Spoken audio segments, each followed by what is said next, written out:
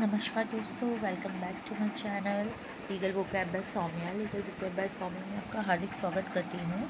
आज मैं आपके सामने गजट ऑफ इंडिया के द्वारा जब ये प्रसारित हुआ था कि ministry of law and justice ने भारतीय न्याय संहिता को यानी कि आईपीसी को कोडिफाई कर दिया है। जो आईपीसी था हमारा 1860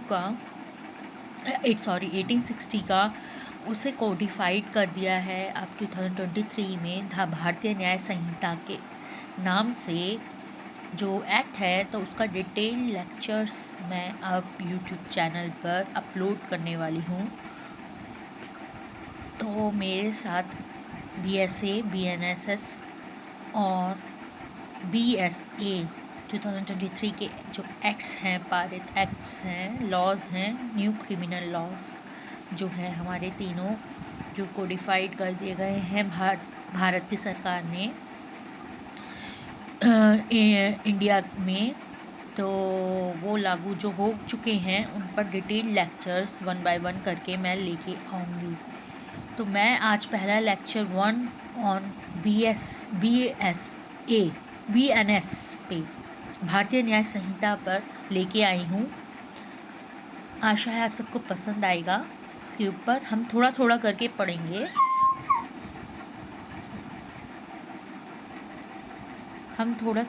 पढ़ेंगे। और डेली पढ़ेंगे। कोशिश करूँगी मैं डेली आऊँ और आपको ये डिटेल लेक्चर्स अच्छे से समझाऊँ तीनों लॉज के बारे में, क्योंकि ये अपकमिंग जुडिशियरी एग्ज़ाम्स में भी 100% आ रहे हैं। तो अंत तक ज़रूर बने रहिएगा और प्लीज़ चैनल को लाइक, शेयर, सब्सक्राइब, फॉलो ज़रूर कर लीजिएगा। मेरे इंस्टा पेज को भी फॉलो कर लीजिएगा और मेरे यूट्यूब चैनल को भी सब्सक्राइब ज़रूर करिएगा। तो भारतीय न्याय संहिता 2023 ये एक्ट है आपका, एक्ट नंबर है 45 ऑफ 2023 और ये कब इनैक्ट हुआ था?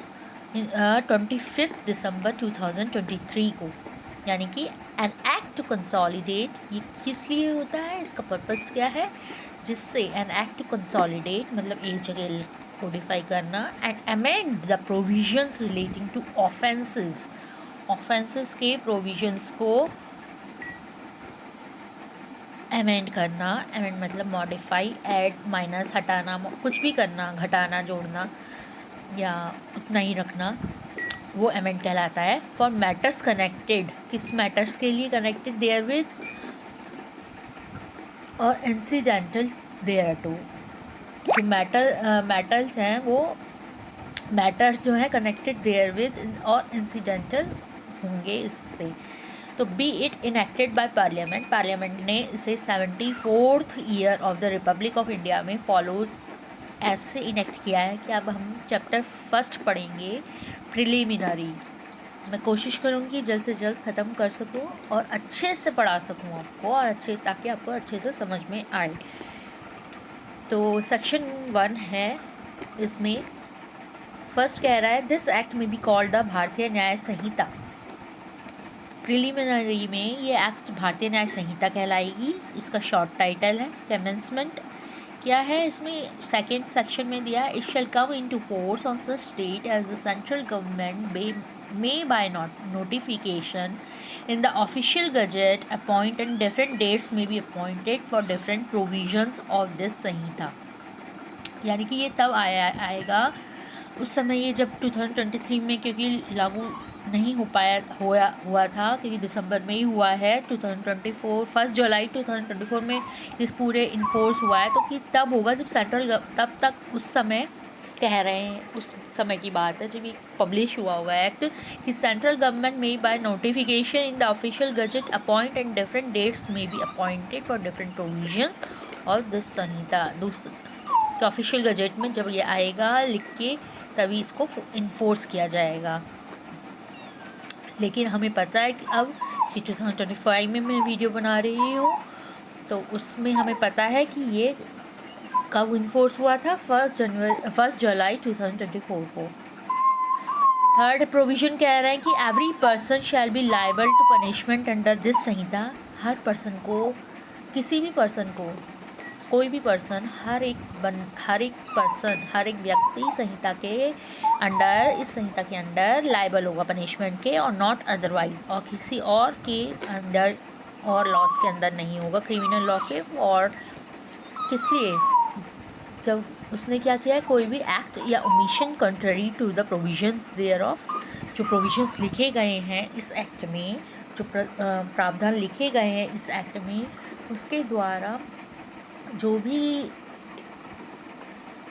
कोई उसको, इसके अलावा कोई एक्ट या ओमिशन भूल करता है, कोई भी गलती करता है, कोई भी ऑफेंस करता है, तो वो गिल्टी होगा विद इन इंडिया के अंदर।